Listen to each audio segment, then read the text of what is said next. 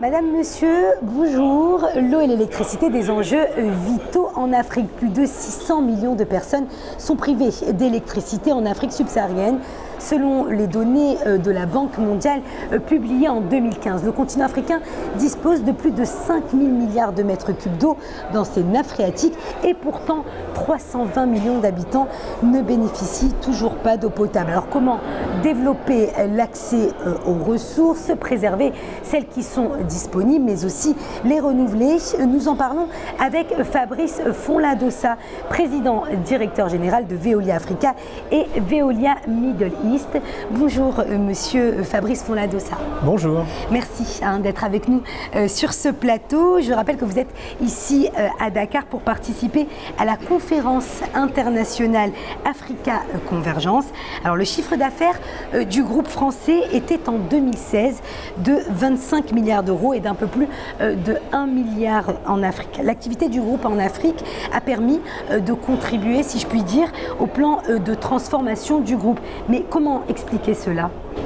Écoutez, c'est relativement simple. La mission qui nous a été assignée par notre président et par le Conseil, il y a maintenant un peu plus de 4 ans, a été celle de contribuer effectivement à cette transformation, notamment en ouvrant le champ de nos compétences en Afrique sur le secteur industriel. Donc c'est quelque chose que nous avons commencé à entreprendre avec de premiers succès commerciaux et je dois dire que j'ai tout à fait confiance sur la bonne fin d'un certain nombre d'opérations dans le cours de l'année et les 2 ans qui viennent. Alors, est-ce que justement vous pouvez faire, un bilan sur ce qui a été réalisé en Afrique, Je sais que vous êtes justement, Veolia est implantée en Afrique depuis une 50aine d'années. Si je ne me trompe pas, c'est bien ça. C'est tout à fait ça. Alors, est-ce que vous pouvez faire un bilan aujourd'hui ? Alors, le bilan il est effectivement très positif en ce qui concerne nos opérations, puisque sur les opérations de long terme, comme par exemple les opérations de concession au Maroc, nous y sommes présents depuis maintenant un peu plus d'une quinzaine d'années. Nous avons encore au moins une bonne dizaine d'années de contrats. Au Niger, nous distribuons de l'eau potable depuis une quinzaine d'années. Nous avons déjà renouvelé effectivement notre contrat avec les autorités publiques, mais bien aussi en Namibie ou bien au Ghana dans le matière industrielle, en Afrique du Sud et dans bien d'autres pays encore. Alors comment mesurer, parce que c'est ça qui est important, comment mesurer la réussite de nos objectifs? C'est à la fois une réussite objective d'amélioration de desserte, c'est-à-dire plus d'accès pour un certain nombre de populations à l'eau potable et à l'énergie, bien évidemment, et puis aussi en matière industrielle, une meilleure sécurisation environnementale des activités industrielles d'un certain nombre de très grands comptes dans le domaine mining ou oil and gas. En 2050, la population africaine aura doublé et 2 Africains sur 3 vivront en ville. Alors en 2030, des villes de Lagos et Kinshasa, par exemple, seront des mégalopoles de plus de 20 millions d'habitants. Alors comment le leader mondial des services à l'environnement entend justement s'adapter à cette réalité future et comment repenser, si je puis dire, la cité africaine lorsque l'on sait que 60% des citadins aujourd'hui vivent dans des bidonvilles? Alors c'est effectivement une question absolument majeure que je me permettrai de remettre aussi en perspective. On n'a jamais connu à l'échelle humaine une telle transformation, c'est-à-dire dans un délai aussi court, un doublement de la population qui se double d'une concentration urbaine exceptionnelle. Et je dirais que le troisième facteur qui est important, c'est que cette concentration urbaine se fait principalement sur les côtes. Donc vous avez un espèce de triple effet qui est en train de s'organiser pour lequel, effectivement, des sociétés comme les nôtres peuvent concourir à un certain nombre de solutions. En particulier, je vais en prendre les deux éléments à mon avis majeurs. Le premier, c'est améliorer effectivement cette gestion de l'infrastructure. Et donc ça, c'est au travers d'un certain nombre à la fois de techniques, mais de services qu'il faut apporter. Et puis, la deuxième chose, vous l'avez cité sur la partie informelle, c'est proposer des solutions qui permettent aux populations progressivement de s'intégrer, d'être inclus effectivement dans le périmètre urbain ou périurbain. Ça ne peut se faire, en tout cas, pour ces deux, je dirais, types de services, qu'avec un véritable soutien et une véritable définition des politiques publiques. Et là, effectivement, ça appartient à la souveraineté des États ou à la souveraineté des collectivités dans la définition de leur plan d'infrastructure. Vous parlez justement de soutien des politiques publiques, on l'a bien compris, pour réussir ce pari du développement. Vous travaillez déjà avec les autorités locales. Est-ce que vous pensez à créer de nouveaux partenariats innovants avec des entrepreneurs africains, par exemple ? Oui, absolument, tout simplement parce que le monde bouge et puis le terrain africain est un terrain d'innovation absolument exceptionnel. Je vais prendre alors un exemple qui me vient à l'esprit, qui est celui que nous sommes en train de développer en ce moment dans un pays. C'est un pilote. Nous travaillons en fait avec des ONG et avec des associations de quartier et nous sommes en train de racheter un certain nombre de bouteilles de PVC, de PET, pour pouvoir à la fois le compacter, le recycler et pouvoir le revendre.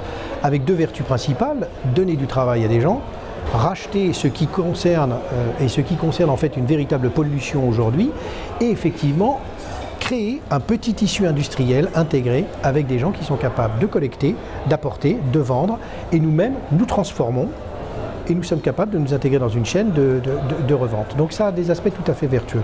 Il y a à la fois chez Veolia les grands contrats que nous connaissons, qui sont des grands contrats de délégation de services, mais il y a aussi toute cette partie d'innovation que nous mettons en œuvre avec des acteurs locaux jusqu'au plus proche des populations.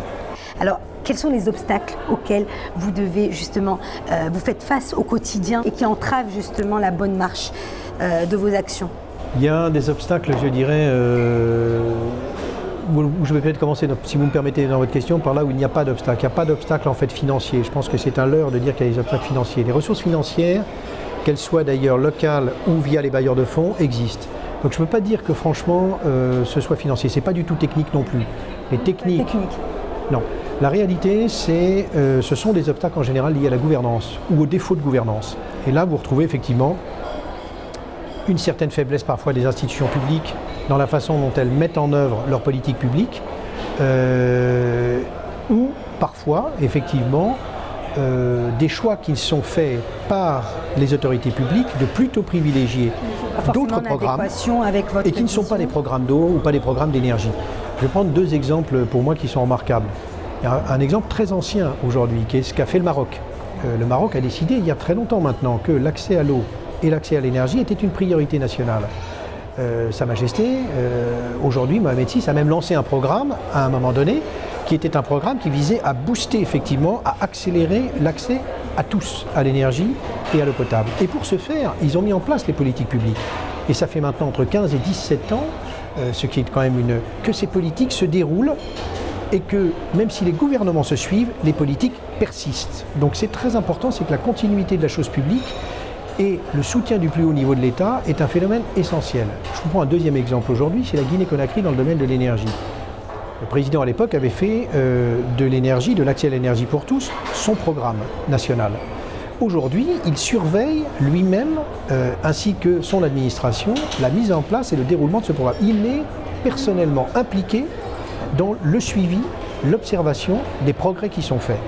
Et ceci a eu quand même une vertu fondamentale, c'est que ça a permis de mobiliser des bailleurs de fonds à des niveaux considérables dans ce pays pour pouvoir améliorer les outils de production. Donc il y a une combinaison à la fois de finances, mais d'autorité publique au plus haut niveau et de continuité de l'État. Quel est selon vous le juste prix de l'eau? Alors comment se fait la tarification de l'eau et de l'électricité et comment, je dirais, l'adapter à la population africaine? Alors il y a deux questions si je puis me permettre. Il y a ce que vous appelez le juste prix, puis ensuite le mode opératoire, le mode de constitution du prix lui-même, que ce soit d'ailleurs dans l'eau ou dans l'électricité. Alors, la question du juste prix, c'est une question qui est très mise en avant aujourd'hui, notamment par la société civile. C'est, je dirais tout d'abord, le niveau d'acceptation des populations. De par leur structure sociale, de par leurs revenus moyens, vous ne pouvez pas appliquer des grilles de tarifs insurmontables ou inacceptables ou inabordables à des populations pour lesquelles ces services essentiels représentent ce qu'ils considèrent comme quelque chose qui leur est quasiment dû et qui doit de toute façon être accessible à leur niveau de vie. Donc l'effort est à porter sur le choix politique à faire. Le choix politique est le suivant, soit vous le payez par l'impôt, soit vous le payez par le tarif. Par l'impôt, en général, c'est assez compliqué. Par le tarif, on ne peut pas donner effectivement l'intégralité du coût. Et donc, on imagine, avec les autorités publiques, on leur suggère effectivement de mettre en place des grilles de tarifs qui sont adaptées aux populations auxquelles on a affaire. Vous le faites déjà actuellement. Et on le fait déjà, bien sûr. Vous avez, et d'ailleurs, par exemple, au Niger, vous avez, ou bien dans d'autres pays, le Maroc, vous avez des grilles de tarifs qui sont fixées par les autorités publiques mais dans lequel la première tranche est une tranche qui est la première tranche de paiement, elle est inférieure au coût de production. Comment on peut aussi offrir aux populations le meilleur accès possible aux ressources tout en préservant l'environnement. Donc là justement on va aborder cette question clé qui est la préservation de l'environnement tout en apportant bien sûr électrification et développement dont les populations ont besoin. Alors vous parlez de préservation et je vous remercie de poser cette question parce qu'en fait on parle toujours et de l'eau et de l'énergie et on oublie quand même le phénomène central qui est vous ne pouvez pas parler d'eau sans assainissement. Et la question en fait réel aujourd'hui derrière ça, c'est que les programmes d'eau aujourd'hui, et on se bat beaucoup pour ça, c'est qu'on ne peut pas faire un programme aujourd'hui d'eau sans considérer sa contrepartie de l'assainissement. Sinon vous allez effectivement consommer et polluer. Et donc vous n'allez certainement pas améliorer la qualité de service et la qualité en tout cas de la vie des populations, en général à assez court terme. Et en l'espèce, en Afrique, il est clair qu'aujourd'hui il y a un énorme gap dans le domaine de l'assainissement. L'accès à l'énergie, c'est non seulement de la santé, mais c'est de l'éducation, c'est aussi des points de production industrielle du pays. Et donc vous avez en fait, bien sûr, pas d'accès à l'eau sans avoir un accès à l'énergie. Le vrai point central est effectivement de commencer par l'énergie. Mais il n'empêche que sans assainissement, lancer des programmes d'eau, c'est en général extrêmement désastreux. Alors, le groupe français souhaite multiplier par 5 son chiffre d'affaires dans la production de plastique recyclé d'ici 2025 pour atteindre 1 milliard d'euros. Comment comptez-vous réussir le pari du recyclage en Afrique ? Alors le premier constat qu'on fait, c'est que les Africains eux-mêmes aujourd'hui considèrent que ces plastiques qu'ils utilisent sont des éléments de pollution absolument terribles. Et il suffit d'aller dans de très nombreux pays africains, vous verrez systématiquement les mêmes choses, c'est-à-dire des caniveaux bouchés, des plastiques qui sont dispersés sans avoir été récupérés ni détruits. Et ceci pose un vrai problème d'environnement et un problème de confort de vie des populations. Donc le premier constat qu'on fait, c'est qu'on ne part pas de quelque chose qu'on va inventer et je dirais proposer aux populations africaines. C'est que les Africains eux-mêmes disent il nous faut des solutions pour traiter ce problème. Il y a certains pays qui ont même pris dans le domaine de la régulation, comme le Ghana, un certain nombre de dispositions, y compris avec les producteurs aujourd'hui de bouteilles d'eau potable.